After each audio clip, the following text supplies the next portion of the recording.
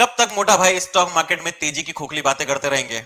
Indian stock market में foreign investors का भरोसा नहीं है। ये हम नहीं कह रहे हैं, ये डेटा बोल रहे हैं। अभी हम लोग डेटा के ऊपर आएंगे।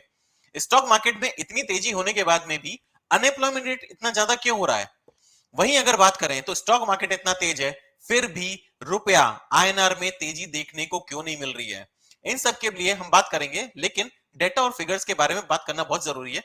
बिना डेटा के बात करने में मजा नहीं आता। चलिए सबसे पहले डेटा बात करते हैं कि एफआईआई एंड डीआईएस का इन्वेस्टमेंट प्लान क्या रहा है और इतने टाइम से उन्होंने क्या करा हुआ है। Let's start with this.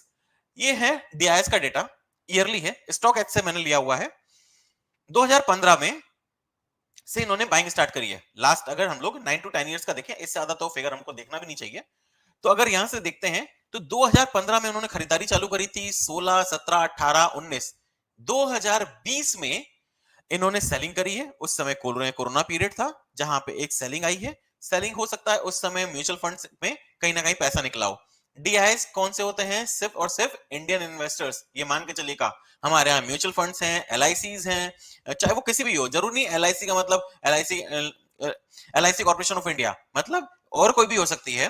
Life insurance corporation में आपका आदित्य बिरला भी है। जो भी इंडियन इंश्योरेंस कंपनी चल रही हैं, उन सभी का पैसा लगा हुआ है। तो ये देखा जाए कहीं ना कहीं हमारा पैसा है, रुपया है, रुपया आपस में लेन देन चल रहा है और इसी के कारण ये सारे के सारे इन्वेस्टमेंट चल रहे हैं। सबसे ज्यादा म्यूचुअल फंड का इन्वेस्टमेंट इस समय चल रहा है। तो डीआईएस कंटिन्यूसली इंडियन मार्केट में बाय कर रहे हैं, इसी लिए स्टॉक मार्केट काफी ऊपर चल रहा है। 2021, 22, 23, 24 सबसे ज्यादा अभी तक खरीदारी 2024 में कर चुके हैं। मतलब मार्केट हाई टू हाई चल रहा है और ये सबसे ज्यादा रहम या फिर इस ज्यादा सपोर्ट कौन कर रहा है? डीआईएस कर रहे हैं। वहीं अगर बात करें तो एफआईएस की, ओ माय गुडनेस, ये क्या है? 2015 में लाल, 16 में लाल, 17 में लाल, 18 में लाल, 19-20 में थोड़ी सी खरीदारी करी थी इन्होंने, लेकिन 21, 22, 23, 24 वापस से बहुत ज्यादा सेलिंग मिल रही है।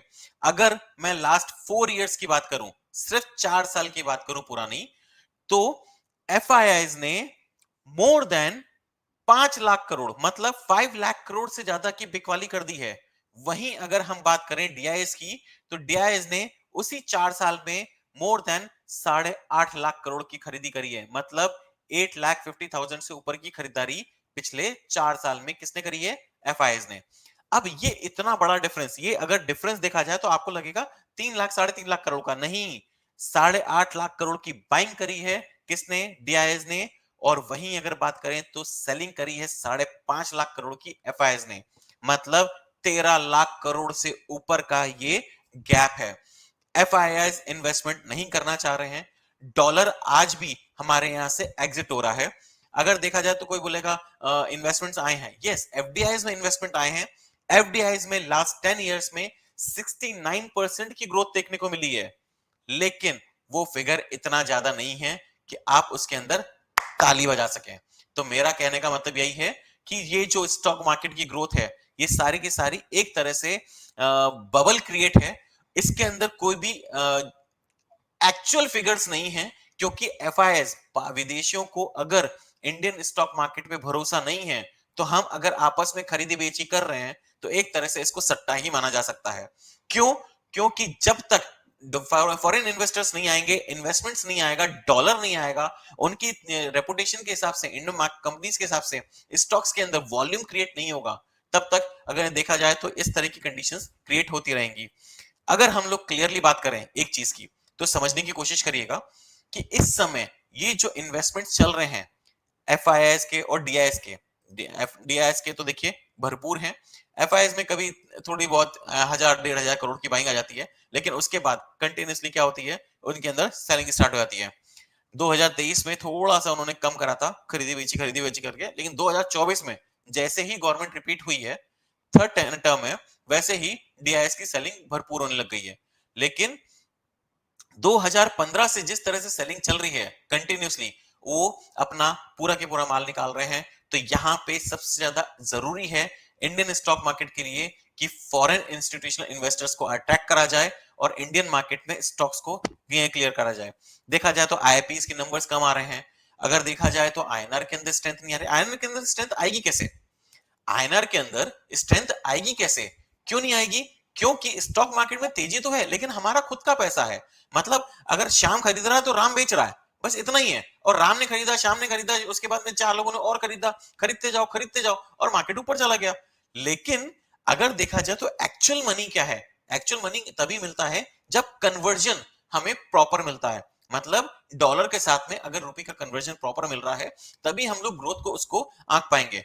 अगर हमारी इकोनॉमी इतनी स्ट्रांग होती, ठीक है ना, तो आईएनआर भी बहुत अच्छा होता, एम्प्लॉयमेंट रेट भी बहुत अच्छा चल रहा होता, जॉब्स क्रिएशन भी बहुत अच्छा होता, और साथ साथ हम लोग जो बात कर रहे हैं इकोनॉमी इंडस्ट्री की हालत जो है वो बेटर होती। अभी जितने लोग जितने बिजनेस क्लास है वो जितना परेशान दिख रहा है उतना अभी शायद किसी को समझ नहीं आ रहा, क्योंकि लग रहा है कि स्टॉक मार्केट तेज है तो सारी चीजें अच्छी चल रही हैं। लेकिन फिर मैं वही बोल रहा हूं, ये सारा रोटेशन किस में हो रहा है? आईएनआर मतलब रुपीज में। आप जो म्यूचुअल फंड पैसा लगा रहे हैं वही पैसा क्या हो रहा है? इन्वेस्टमेंट हो रहा है। और ये एक तरह से बबल ही है। अगर एफआईआईज आए होते, प्रॉपर इन्वेस्टमेंट चल रहा होता एफआईआईज का, तो ये जो ग्रोथ होती है उसको स्टेबल और बहुत अच्छी मानी जाती है।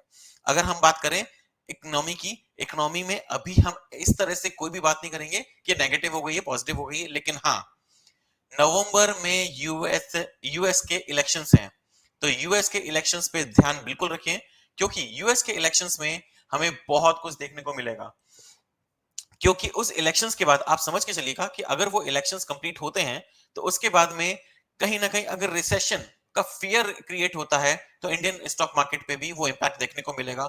अभी हम आज ही एक डेटा पढ़ रहे थे जहां पे था कि अब जो ग्रोथ है, जीडीपी की ग्रोथ है, अब वो थोड़ी सी स्लो होते हुए दिखेगी। देखिए स्लो होते हुए दिखेगी, कहीं ना कहीं इलेक्शन आ गया है, नवंबर पास आ गया है, यूएस का इलेक्शन खत्म होने के बाद में एक्चुअल जो फिगर्स हैं, चाहे वो यूएस हो चाहे इंडिया का हो, वो देखने को मिलेंगे।